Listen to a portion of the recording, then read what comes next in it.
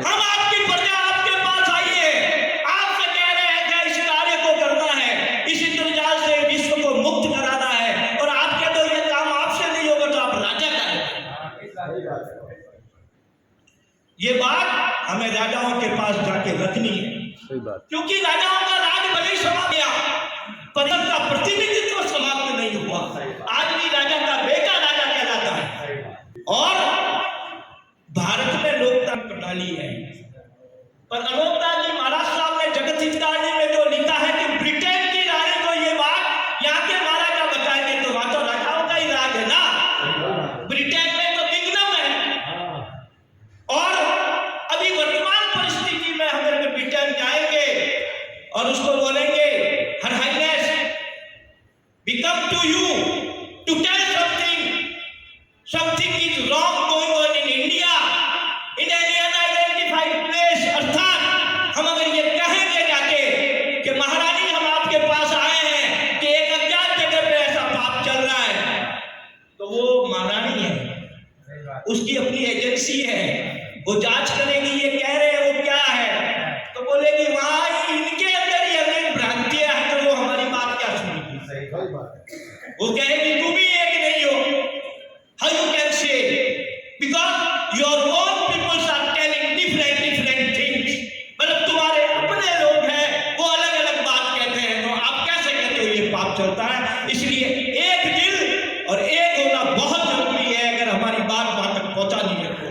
और मैं आपको ये निवेदन करता हूं कि आज भी जो मेरे युवा साथी है जो गूगल पे सर्च करते रहते हैं, आप देखोगे तो पूरे विश्व को अगर कोई हैंडल करता है, राज करता है, तो यूरोपियन यूनियन करती है, और यूरोपियन यूनियन का सबसे बड़ा प्रधान ब्रिटेन है।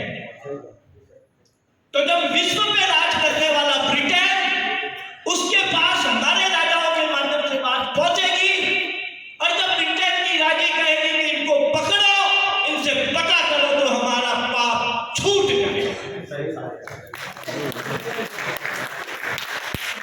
ये एकदम आसान तरीका है, और मैं ये कहता हूं विश्वास के साथ। मैंने जगत हितकारी बार बार पढ़ी, महाराज जी मुझे कॉपी देके गए थे, उसको बार बार मैंने पढ़ा, महाराज जी की बात को सुना। मैं भी सोचता था ये कैसे पॉसिबल है। मैं अपने अधिवक्ता वकीलों मित्रों से भी बात करता था, तो बोलते थे खंडेलवाल साहब आप किन चक्रों में पढ़ रहे हो। तो मेरे को महाराज जी की बात याद आ गया कि इनकी बुद्धि खराब है। इसलिए ये सत्य को पहचानने की कोशिश नहीं करते हैं। तो मित्रों, कहने का अर्थ यही है कि अगर इस पाप को छुड़ाने की अगर पहली कोई सीढ़ी है तो वो है सब एक दिल। तो ये कार्य कैसे होगा, इसके बारे में मैं आपसे आगे बात बताऊंगा कि ये बात हमने किस तरह से समझी। बंधुओं, आप सबके मन में ललक तो है कि इस जगत को पाप से छुड़ाना है। आपको ये भी पता है कि पाप और इंद्रजाल किसका फैलाया हुआ है, पर आप सत्य से वाकिफ नहीं है। क्यों नहीं है? कि मैं 2.5 घंटे से देख रहा हूं, आदरणीय भंवरलाल जी को सुन रहा हूं, उन्होंने आपसे कई सवाल किए, उसका जवाब किसी के पास नहीं था। इसलिए ये बात तो सत्य है कि हम अंधकार में हैं, हम सत्यवाद से वाकिफ नहीं थे। हम अनोखदास जी के अनुयायी हैं, शिष्य हैं, पर हमें अनोखदास जी ने कहा क्या है और किस किताब में कहा है उससे हम वाकिफ नहीं थे। समाज में भ्रांतियां अनेक है। कोई कहता है 274 पेज की किताब है, कोई कहता है 700 पेज की किताब है, कोई कहता है इतने पेज की किताब है। देवताओं, मैं आपसे निवेदन करता हूं, किताबें अनेक हो सकती है, उसकी टीका अपने अपने हिसाब से बुद्धिमान लोग महापुरुष कर सकते हैं, उसमें कोई दो राय नहीं है, पर यथारूप किताब एक ही हो सकती है, जो जिसमें फुल स्टॉप कॉमा भी अपने मन से नहीं डाला गया हो, वो किताब से भंवरलाल जी वाकिफ है। ये बात मैं आपको विश्वास के साथ कह सकता हूं। और जो सत्यवाद से, जो अपने मन की बात नहीं करे। भंवरलाल जी ने हर सेंटेंस में, हर बात में ये बात बताई कि अब पहले आपसे सवाल पूछे कि नेकी क्या है, धर्म क्या है, सत्य क्या है, इंसान के गुण क्या है, परमात्मा के नियम क्या है, पर उसके बाद वही बात आपको बताई जो महाराज साहब ने अपनी किताब में लिखी है। अपनी मन से उन्होंने कुछ भी नहीं कहा आपसे, ये बात आपको समझनी चाहिए।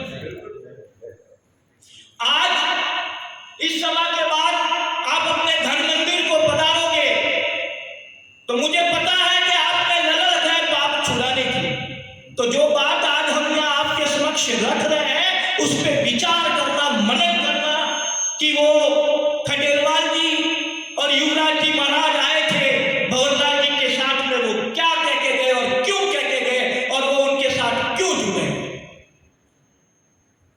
हमारी भी बुद्धि खराब थी, हम भी सोचते थे देश क्या बन रहा है, इसमें कोई दूर राय नहीं।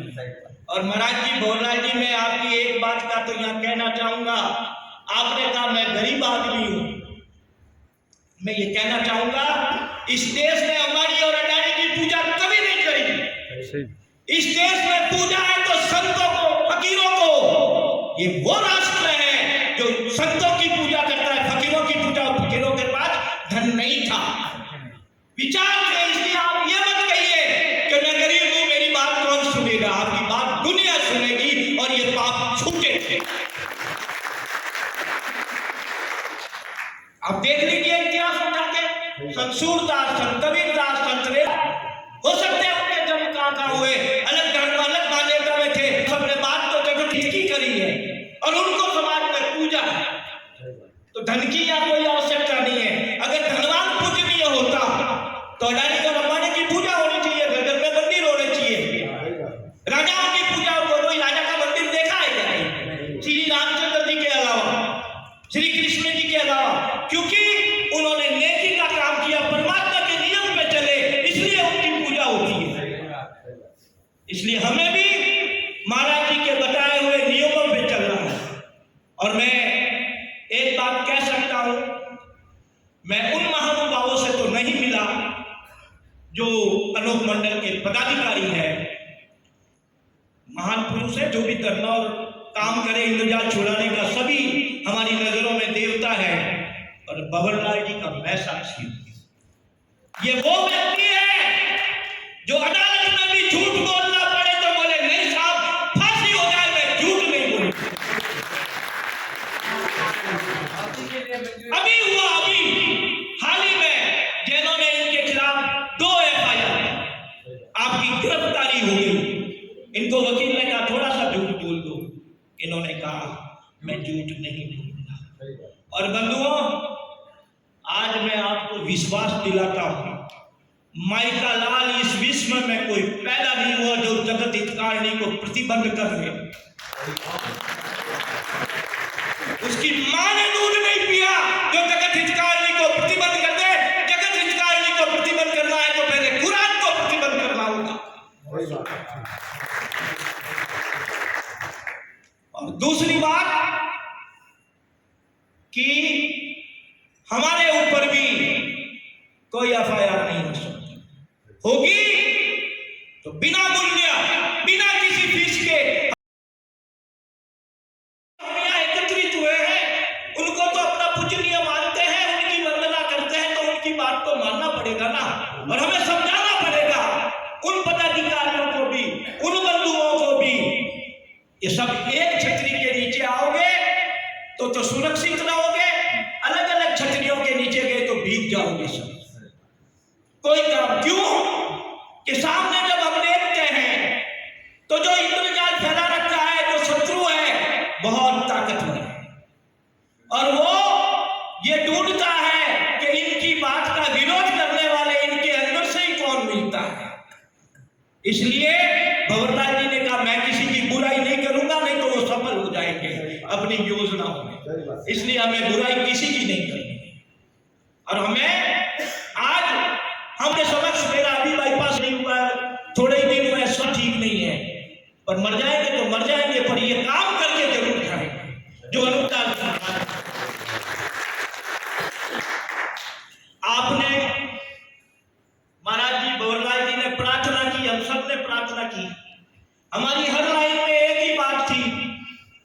कि आज ही पाप छूट जाए, आज ही पाप छूट जाए, आज ही पाप छूट जाए। करीब 5-7 मिनट हमने प्रार्थना की और हर प्रार्थना में एक ही सेंटेंस था, पाप छूट जाए। पर पाप छूटेगा कैसे? बिना सत्य के वाकिफ हुए तो पाप छूट नहीं सकता। अलग अलग मतांतर, अलग अलग बुद्धि से काम करने से पाप कभी नहीं छूटेगा। ये बात तो आप भी समझते हैं। तो इसलिए हम यही निवेदन करने आए हैं कि सभी एक दिल और आपस में एक होकर, एक परिवार की तरह, एक ही गुरु के शिष्य होने के बावजूद अलग अलग क्यों है? इसलिए हमें एक परिवार की तरह एक छतरी के नीचे आना होगा। और वो लाने का काम आपने कर दिया तो भी आपने बहुत बड़ा पुण्य का काम कर दिया। करोगे? बोलिए, कोई आश्वासन दीजिए, आपसे पूछने आया हूं, करोगे? करेंगे करेंगे धन्यवाद। क्योंकि किसी का व्यक्तिगत स्वार्थ नहीं है। मैं भी सुबह 10 बजे से ट्रैवल करके ऑपरेशन होने के बावजूद आपके समक्ष आया। मेरा क्या स्वार्थ है? युवराज जी का क्या स्वार्थ है? गौरला जी, सबका एक ही उद्देश्य है कि समाज को पाप से, विश्व को छुड़ाना है, जगत का भला करना है। ये लोग बीच में परमात्मा के कार्य में बाधा डालते हैं। इसलिए महाराज साहब ने कहा है कि जो परमात्मा का विरोधी है वो जगत का विरोधी है, वो मानवता का शत्रु है। तो बातें करने को बहुत है, टाइम भी तीव्र गति से आगे बढ़ रहा है। आप जब भी बुलाएंगे, अब मैं आपको जानकारी दे दूं, सारा व्यवसाय बंद, एक ही काम चालू, भगवत जी के साथ इस कार्य के लिए आगे बढ़े। उसके लिए घर बेचना पड़े, बेचेंगे। उसके लिए अपने को समर्पित करना पड़े, करेंगे। क्योंकि समर्पित भाव के बिना कोई कार्य नहीं होगा, समर्पण चाहिए। हम यहाँ सत्य की बात करें और घर जाके दिन भर झूठ बोले तो कार्य नहीं होगा, कभी नहीं होगा। तो सत्य के साथ चलना पड़ेगा, सत्य का वर्णन करना पड़ेगा, धर्म का वर्णन करना पड़ेगा।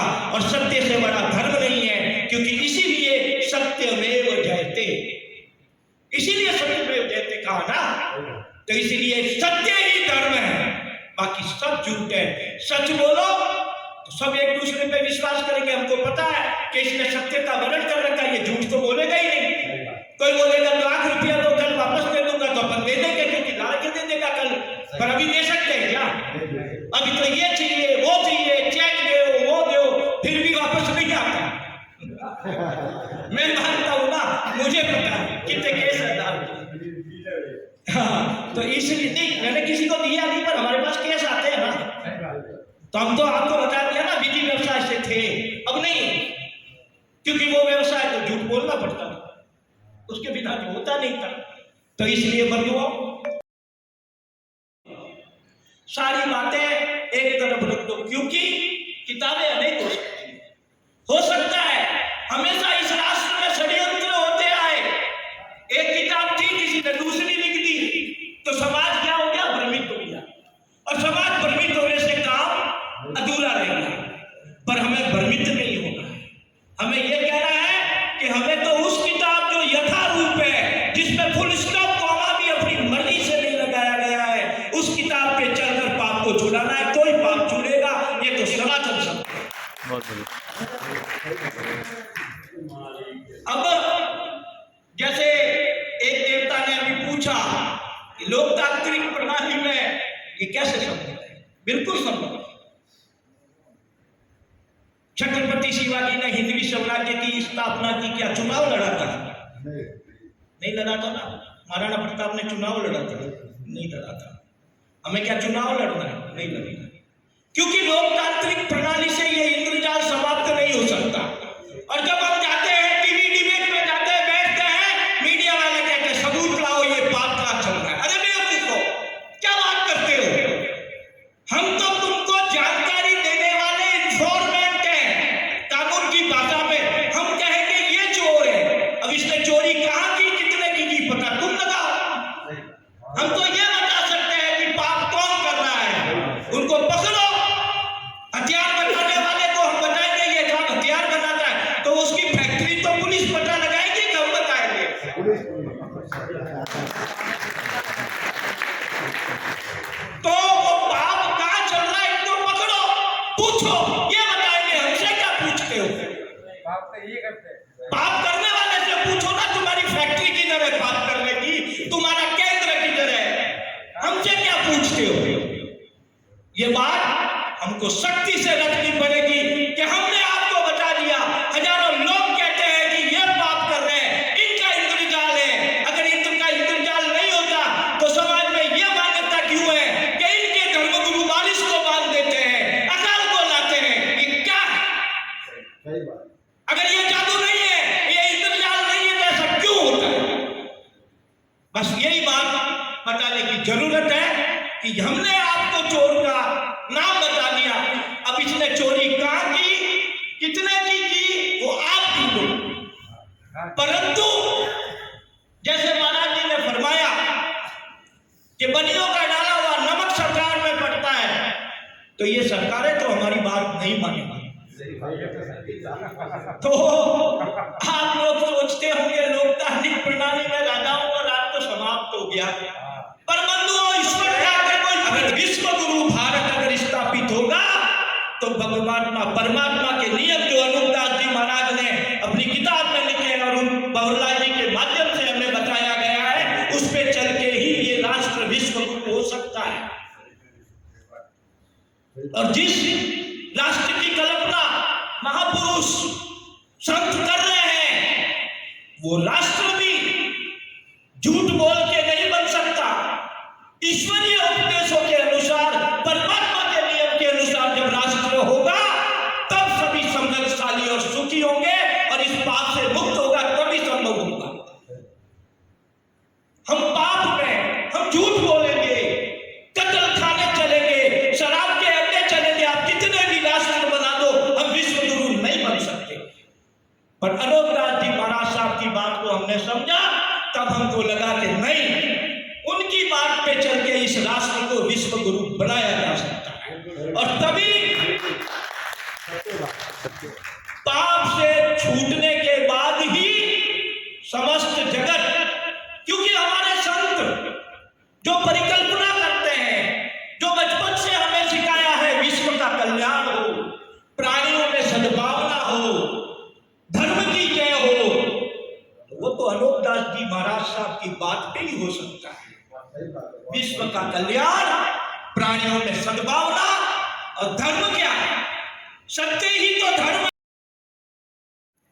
परंतु उस इंद्रजाल की वजह से जब हमारी बात समाज में जाती है, समाज भ्रमित हो जाता है, क्योंकि हम एक दिन नहीं है, एक विचारों से सहमत नहीं है। जो आदमी वाकिफ है उसकी बात को हम नहीं मानते, तब जाके समाज भ्रमित हो जाता है।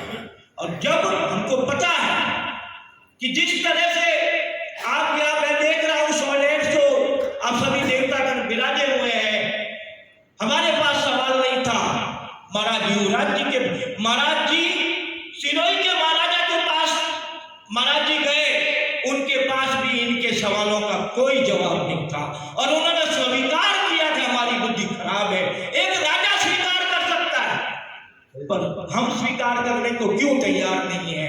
ये दुख, ये बड़े दुख की बात है।